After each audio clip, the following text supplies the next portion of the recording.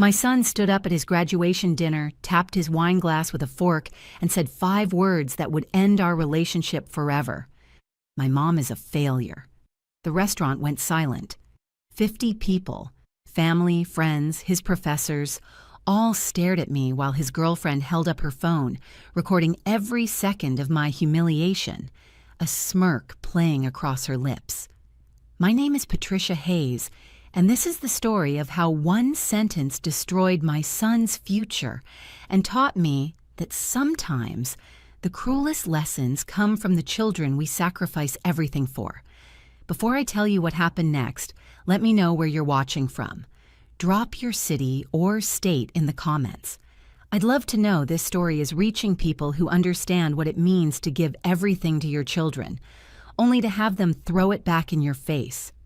It started 23 years ago when my husband left. Daniel was only 2 years old, sleeping in his crib when Robert packed his bags and walked out without a backward glance. No explanation, no apology, just gone. The divorce papers came 3 weeks later along with a check that barely covered half a month's rent. I was a 28-year-old woman with a business degree I'd never used, a toddler who needed me, and exactly $417 in my checking account. My parents were gone. Robert's family blamed me for the divorce, and I had no siblings to turn to. It was just Daniel and me against the world. I took a job as an administrative assistant at a medical supply company. The pay was terrible, but they offered health insurance and flexible hours when Daniel got sick. I worked there for 18 years, watching younger employees with fewer qualifications get promoted over me because I couldn't work late or travel for conferences. Every time a promotion passed me by, I thought about Daniel's future and told myself it was worth it. Our apartment was a 1-bedroom walk-up in a neighborhood where sirens sang lullabies every night. I gave Daniel the bedroom and slept on a pull-out couch that never quite pulled out right. The springs dug into my back, but I told myself it was temporary. Everything was temporary until Daniel could have a better life. I packed his lunches every morning, helped with homework every night, and worked weekends doing medical billing from home to save for his college fund. While other mothers went to book clubs or girls' nights out, I sat at our kitchen table, entering insurance codes until my eyes burned and my fingers cramped. Daniel was brilliant. His teachers said so at every conference. He tested into the gifted program in 3rd grade, made honor roll every semester, and got a full scholarship to the state university for his undergraduate degree. I was so proud I could barely breathe. But undergraduate wasn't enough. Daniel wanted his MBA, wanted to go to one of the top programs in the country. The scholarship covered some of it, but not all. He needed $50,000 for 2 years. I took out loans, I cashed in my retirement, I sold my car and took the bus to work for 2 years. I picked up a second job cleaning offices at night. My body ached constantly. My hands developed arthritis from years of typing and scrubbing. But every time I transferred money into Daniel's account, I felt like I was winning. I was giving my son the opportunities I never had. He met Brittany during his first semester of the MBA program. She came from money, the kind of family that had a summer house and winter house, and probably a few others scattered around for good measure. Her father owned a chain of luxury car dealerships, and she'd never worked a day in her life. She didn't need to. Her trust fund paid her more in interest each month than I made in 6. The first time Daniel brought her home, Brittany looked at our apartment the way you'd look at a museum exhibit of primitive living conditions. She didn't say anything rude, but her eyes said everything. She touched nothing, sat on the edge of our worn couch like she might catch poverty, and left after exactly 23 minutes. After that visit, Daniel started making excuses why I couldn't meet him at his apartment. We'd meet at coffee shops instead, always places near my work, never near his school. He stopped calling me Mom when his classmates were around. I became Patricia if he introduced me at all. I told myself he was just trying to fit in with a different crowd, that it was normal for young men to be embarrassed by their working-class roots. I remembered being 24 and wanting to be anyone other than who I was. I gave him grace I probably shouldn't have. The graduation dinner was Brittany's idea. She insisted on throwing it at Giovanni's, an Italian restaurant downtown, where the cheapest entree cost $42. I'd looked at the menu online and felt sick. My budget for meals out was usually around $12, and that was on special occasions. "Don't worry about the cost," Daniel had said on the phone. "Brittany's parents are covering most of it. We just need you to chip in $300 for your portion." $300. I'd been working 60-hour weeks between my 2 jobs for months, and my bank account showed it. But this was Daniel's graduation from his MBA program, the achievement I'd sacrificed everything for. I took an extra shift, skipped buying groceries for a week, and scraped together the money. I arrived at Giovanni's 15 minutes early, wearing the one good dress I owned. I'd bought it 7 years ago for a wedding and had worn it to every important event since. It was navy blue, modest, and starting to show its age at the seams. I'd paired it with shoes that pinched my feet but looked professional. The private dining room was decorated with balloons in the school colors. 50 people milled around, drinking wine and eating appetizers that probably cost more than my monthly electric bill. Brittany's parents held court at one end of the room, her father's booming laugh filling the space. Daniel stood with a group of his classmates, all of them in expensive suits, all of them looking like they'd never worried about money a day in their lives. When Daniel saw me, something flickered across his face. Not happiness, not pride. It looked almost like shame, and that hurt more than I wanted to admit. "Mom," he said, walking over. Not Patricia this time, but the tone was cold. "You made it." "Of course I made it, sweetheart. I wouldn't miss this for anything." I reached up to hug him, but he gave me an awkward side hug, already pulling away before I could hold him properly. Brittany appeared at his side, her arms snaking around his waist. "Patricia, so glad you could come." Her smile was all teeth, no warmth. "Love your dress. Is it vintage?" It was 7 years old, so I supposed it was. "Thank you," I said, refusing to be embarrassed. The dinner started well enough. I found my seat at a table near the back, surrounded by Daniel's classmates and their parents. They talked about vacation homes and stock portfolios, while I cut my chicken into tiny pieces and tried to make it last. The food was good, probably the best meal I'd had in years, but it tasted like dust in my mouth. Then came the speeches. Brittany's father went first, talking about leadership and legacy and all the things wealthy men say when they've never struggled for anything. Then Brittany stood up, giving a toast about Daniel's brilliance and their future together. She mentioned their plans to move to New York, to work for her father's company, to build an empire. I waited for Daniel to mention me, to acknowledge that I was the reason he could afford this degree, that I'd worked myself to exhaustion so he could sit in this room wearing a suit that cost more than my monthly rent. Instead, he stood up, clinked his glass, and smiled at the room. "I want to thank everyone for being here tonight," he began. "Getting my MBA was the hardest thing I've ever done, and I couldn't have done it without support from the people who believed in me." He thanked his professors. He thanked Brittany's parents for showing him what success looks like. He thanked Brittany for standing by him. Then he looked at me. The room was silent, everyone's attention on Daniel. I sat up straighter, foolishly hoping for a moment of recognition, of gratitude. "I also want to address something," Daniel continued, and his voice had changed. It was harder now, with an edge I'd never heard before. "There's been a lot of talk about sacrifice and hard work, and I think it's important to be honest about something." My heart started pounding. Something was wrong. I could feel it in the sudden stillness of the room, in the way Brittany was watching me with that smirk. "My mom is a failure," Daniel said clearly, his voice carrying to every corner of the room. "She spent her whole life making excuses for why she never achieved anything, blaming my father for leaving, blaming her circumstances, never taking responsibility for her own choices." The words hit me like physical blows. Around the room, people froze, forks halfway to their mouths, wine glasses suspended in air. "Stop clapping for her," Daniel continued, even though no one had been clapping. "Stop pretending like working menial jobs is some kind of virtue. The truth is, she had opportunities and wasted them. She had a business degree and never used it. She could have built something, could have been something, but instead she chose to be a victim. Brittany had her phone out, recording everything. The smirk on her face was undeniable now, triumphant. This had been planned. They'd planned this humiliation together, probably laughed about it while picking out the venue. "I'm grateful for what she did," Daniel said, and somehow this felt worse than the insults. But let's be clear, I succeeded despite her, not because of her. I'm standing here today because I refuse to accept mediocrity, because Brittany and her family showed me what ambition looks like. He raised his glass.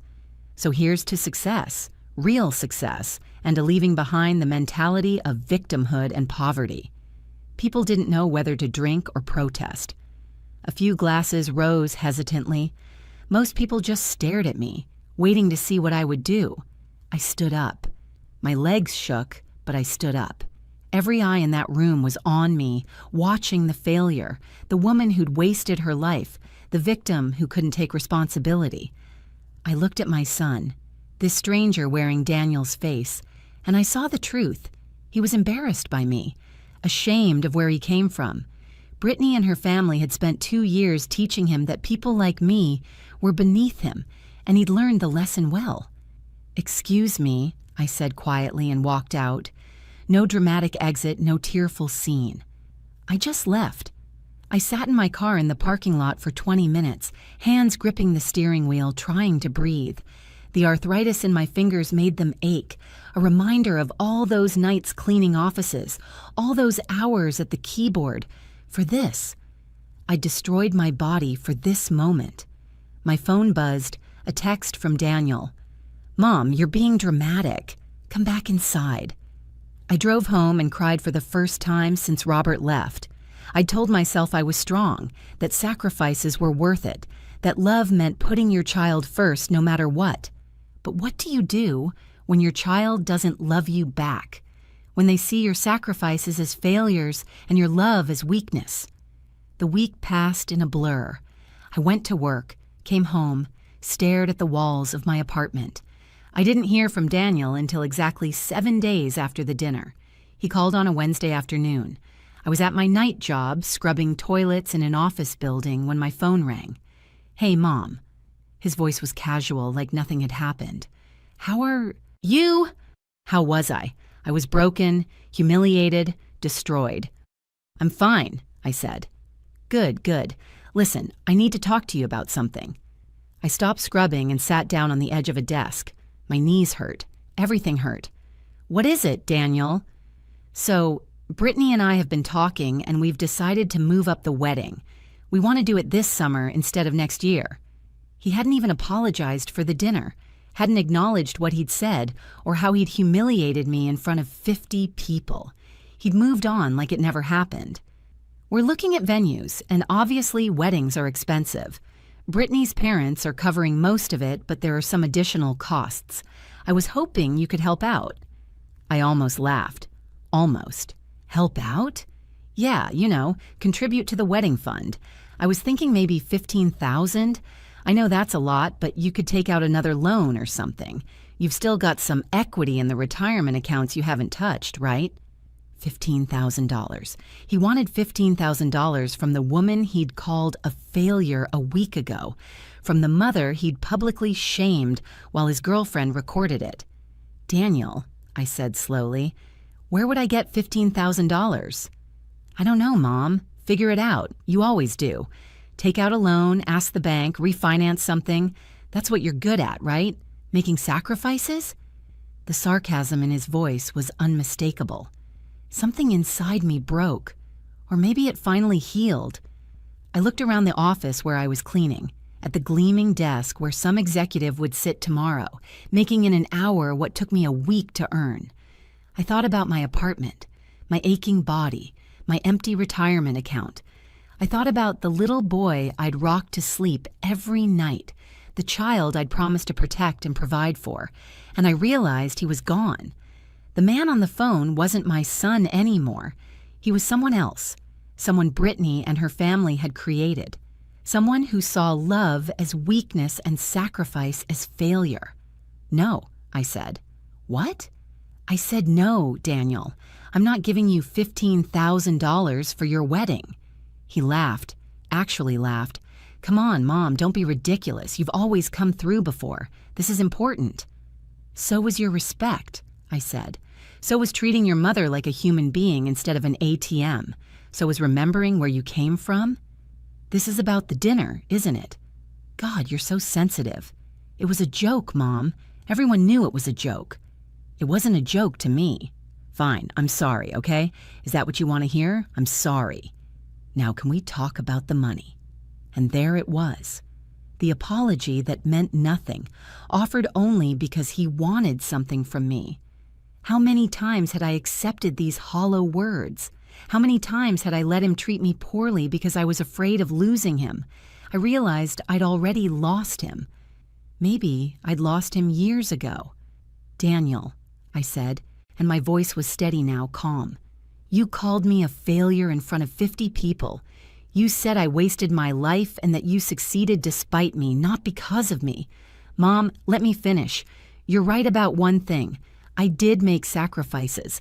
I gave up promotions, retirement, my health, relationships, everything so you could have opportunities I never had. I worked 2 jobs while you studied. I ate cereal for dinner so you could have decent meals. I slept on a broken couch for 18 years so you could have a bedroom. I know, and I appreciate... No, you don't.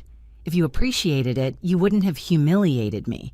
You wouldn't have let your girlfriend record it. You wouldn't be calling me a week later asking for more money without a real apology. The silence on the other end of the phone stretched out. I could hear him breathing, could imagine him getting angry, preparing his counter-argument. Here's what I'm going to say to you, Daniel, and this is the only time I'm going to say it. You're right. I am a failure. I failed to teach you gratitude. I failed to teach you kindness.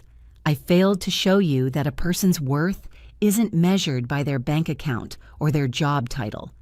I failed to make you understand that the woman who sacrificed everything for you deserved your respect, even if she didn't deserve your admiration. That's not fair.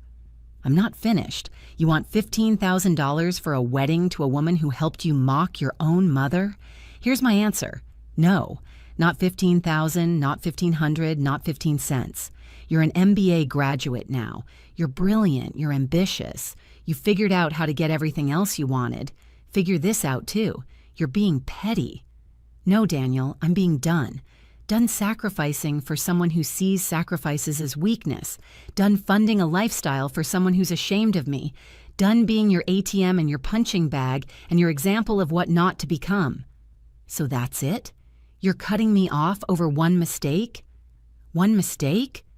I felt something like laughter building in my chest, but it came out as something harder. Daniel, you've been cutting me out for 2 years. I'm just finally accepting it. If you're watching this, and you've ever been taken for granted by someone you loved, someone you sacrificed for, hit that subscribe button. Because sometimes the hardest stories to tell are the ones where we have to choose ourselves. And I want you to hear how this ends. Fine, Daniel said, and his voice was cold now, all pretense of warmth gone. Fine, don't help with the wedding. Don't be part of my life. See if I care. I hope you have a beautiful wedding, Daniel. I hope you and Brittany are very happy together. I hope you build that empire you're planning. But you'll do it without my money, without my sacrifices, and without my presence. You'll regret this. No, I said, and I meant it. I don't think I will. I hung up. For the first time in 23 years, I hung up on my son. My hands were shaking, but not from fear, from relief, from the sudden lightness of putting down a burden I'd carried for so long, I'd forgotten what it felt like to stand up straight. I finished cleaning that office building. I went home to my apartment. I looked at the pull-out couch that had destroyed my back, at the kitchen table where I'd worked those endless nights, at the walls of the life I'd built around my son's needs, and I decided something that night. I decided I was done living for someone who didn't respect me. The next morning, I went to work at the medical supply company and asked for a meeting with the HR director. I'd been there 18 years, always passed over for promotions because I couldn't work late or travel. But my son was graduated now. My sacrifices were finished. I want to be considered for management positions, I told her. I know I haven't pursued them before, but my circumstances have changed. She looked surprised but nodded. We have a logistics manager position opening next month. It would mean evening meetings sometimes and occasional travel. I can do that now.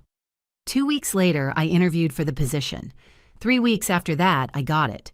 $20,000 more a year, better benefits, actual vacation time. It wasn't a fortune, but it was mine, earned for me, not to be immediately handed over to someone else. I sold everything in my apartment that reminded me of those sacrifice years. The pull-out couch went first. I bought a real bed, a good one, and slept through the night for the first time in years. I quit my night cleaning job. My body thanked me for it. I didn't hear from Daniel for 3 months. No calls, no texts, nothing. I thought about reaching out 100 times, thought about apologizing, thought about being the bigger person and making peace. But every time I started to dial his number, I remembered his voice calling me a failure. Remembered Brittany's smirk, remembered the way 50 people stared at me with pity. I deserved better than that, even from my own son, especially from my own son. Then one day, my phone rang. It was a number I didn't recognize. Hello? Patricia Hayes? A woman's voice, professional. Yes? This is Jennifer Morrison from Hartwell and Associates. I'm calling regarding a matter concerning your son, Daniel Hayes. My heart dropped. Is he okay? Is he hurt? He's fine physically, but I'm his attorney and I'm calling because he's filed a lawsuit against you for what he's calling educational fund fraud and emotional manipulation. I sat down. What? Mr. Hayes claims that you manipulated him into believing you sacrificed for his education when you were actually obligated to provide for him as his parent. He's seeking repayment for what he calls emotional damages, stemming from years of guilt-based manipulation. He's asking for $150,000. My son was suing me for raising him, for paying for his education, for loving him. Ms. Hayes, are you still there?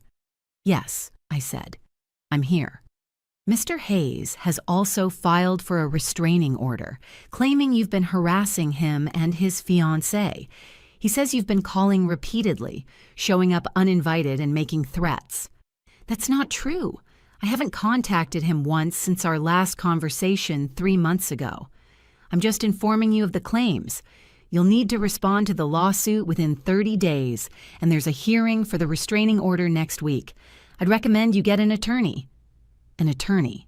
With what money? I'd spent everything on Daniel's education and had just started rebuilding. I understand, I said, and hung up. I sat in my new apartment. I'd moved to a better place with my raise, and I felt something I hadn't felt during the dinner humiliation or the phone call about the wedding. I felt rage. Pure, clean, clarifying rage. My son wasn't just ungrateful. He wasn't just cruel. He was trying to destroy me legally, financially, emotionally.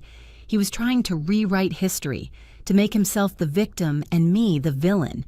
And he was doing it while living in an apartment Brittany's parents had bought them, while planning a wedding he wanted me to fund, while working for her father's company. I called a lawyer, not an expensive one. I couldn't afford that. But a woman who specialized in family law and agreed to take my case for a reasonable fee. This is ridiculous, she said after reviewing Daniel's lawsuit. He's an adult. You fulfilled your parental obligations years ago. Anything you gave him after he turned 18 was a gift, legally speaking. And this educational fraud claim? There's no such thing. He can't sue you for paying for his education. What about the restraining order?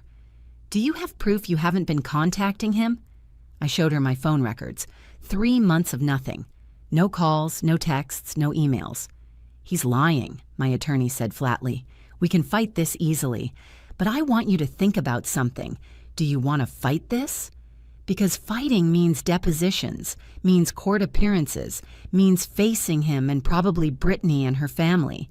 It means making this public. I thought about it for exactly 3 seconds. Yes, I said, I want to fight it.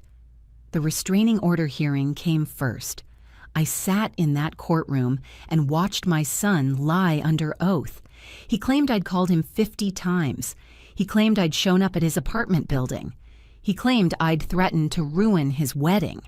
Then my attorney presented phone records, building security logs showing I'd never been to his address, character witnesses, my employers, my neighbors, who testified to my character.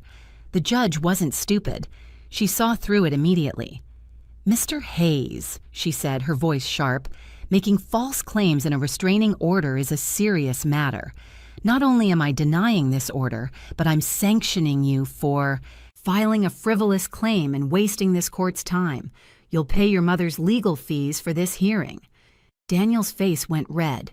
Brittany, sitting behind him, looked furious. But that was just the beginning. The lawsuit took longer, but my attorney was right. It was completely without merit. We filed a motion to dismiss, and the judge granted it within 6 weeks.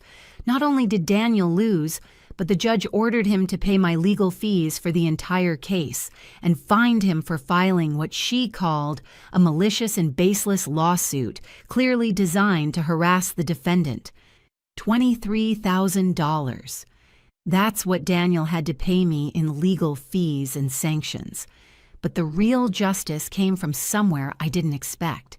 2 months after the lawsuit was dismissed, I got a call from a woman named Susan Price. She was a friend of Brittany's mother, had been at the graduation dinner, and she'd seen everything. "I've been thinking about that night for months," Susan said. "What your son did was wrong, and I couldn't stay silent anymore. I want you to know that video Brittany took, it went viral in their social circle, not because people thought it was funny, because people were horrified." She told me that several of Daniel's classmates had distanced themselves from him, that Brittany's own father had questioned whether Daniel was the kind of man he wanted in his family, that the video had somehow made its way to the HR department at the company where Daniel was supposed to start working. "They rescinded his job offer," Susan said they couldn't have someone with character concerns representing the company, and I heard through the grapevine that Brittany's parents cut off their wedding funding, said they weren't going to support someone who treats his own mother that way. I should have felt triumphant. Instead, I just felt tired. "Why are you telling me this?" I asked. "Because you deserve to know that people saw the truth, and because Daniel's been trying to reach you." He had been. I'd seen the calls, the texts, all blocked. I'd deleted them without reading. "He wants to apologize, I think," Susan said. "Or maybe he just wants help now that everything's falling apart. Either way, I thought you should know." I thanked her and hung up. 3 days later, Daniel showed up at my apartment. I don't know how he got my new address, probably from some official court document. He knocked on my door at 7 in the evening, and when I looked through the peephole, I almost didn't recognize him. He looked smaller somehow, tired. The expensive suit was gone, replaced with jeans and a regular shirt. The confidence that had radiated off him at that graduation dinner had vanished. I opened the door but didn't invite him in. "Mom," he said, and his voice cracked. "Please, I need to talk to you." "About what?" "About everything. About how sorry I am. About how wrong I was." He was crying now, tears streaming down his face. "Brittany left me. Her family won't return my calls. I lost the job. The wedding's canceled. Everything's falling apart, and I know it's my fault, and I need my mom." I looked at him. This man who'd called me a failure, who'd sued me, who'd tried to destroy me, and now needed me to save him again. I felt something I didn't expect. Not satisfaction at his downfall, not anger anymore. Just a profound sadness for both of us, for the relationship we could have had if he'd learned different lessons, if he'd valued different things. "Daniel," I said quietly, "do you remember what you said to me at that dinner?" I was wrong. I know I was wrong. I was trying to impress Brittany's family, trying to be someone I'm not. "I'm sorry, Mom. I'm so sorry." And the lawsuit? The lies about me harassing you? He flinched. Brittany's idea. She said if I sued you, if I got money from you, her parents would respect me more. She said it showed I was tough, that I didn't let people take advantage of me. I know now how insane that sounds. You tried to destroy me, I said. Not just hurt me, destroy me. In court, legally, financially. I know. He was sobbing now, this grown man with an MBA, this person I'd raised. I know, and I hate myself for it. Please, Mom, please forgive me. I have nowhere else to go. Brittany kicked me out of the apartment. Her family blacklisted me in their business circles. I can't find work. I'm staying at a motel, and I can't even afford that for much longer. Part of me, the part that had rocked him to sleep as a baby, that had sacrificed everything, wanted to pull him inside, fix this, make it better. That's what mothers do. That's what I'd always done. But I thought about the pull-out couch, the arthritis in my hands, the years of my life I'd given to someone who'd thrown it back in my face. I thought about the woman I'd been before I finally chose myself. I forgive you, Daniel, I said, and I meant it. Holding on to anger would only hurt me. But forgiveness doesn't mean reconciliation. It doesn't mean I'm going to save you from the consequences of your choices. What am I supposed to do? The same thing I did when your father left and I had a 2-year-old and $400 to my name. Figure it out. You have your education, your intelligence, your youth. You have everything I gave you plus everything you claim to have earned yourself. So earn it. Mom, please. I spent 23 years teaching you the wrong lessons. I taught you that sacrifices have no cost, that mothers are endless wells you can draw from forever, that people who love you will always be there no matter how you treat them. I was wrong. So now I'm teaching you the last lesson I have. Actions have consequences, and sometimes the people you hurt can't or won't save you from yourself. I stepped back and started to close the door. I love you, I said. I'll always love you, but I'm done sacrificing for someone who doesn't value the sacrifice. Goodbye, Daniel. I closed the door. He stood outside for 20 minutes, knocking, pleading, crying. Eventually, he left. I haven't heard from him since.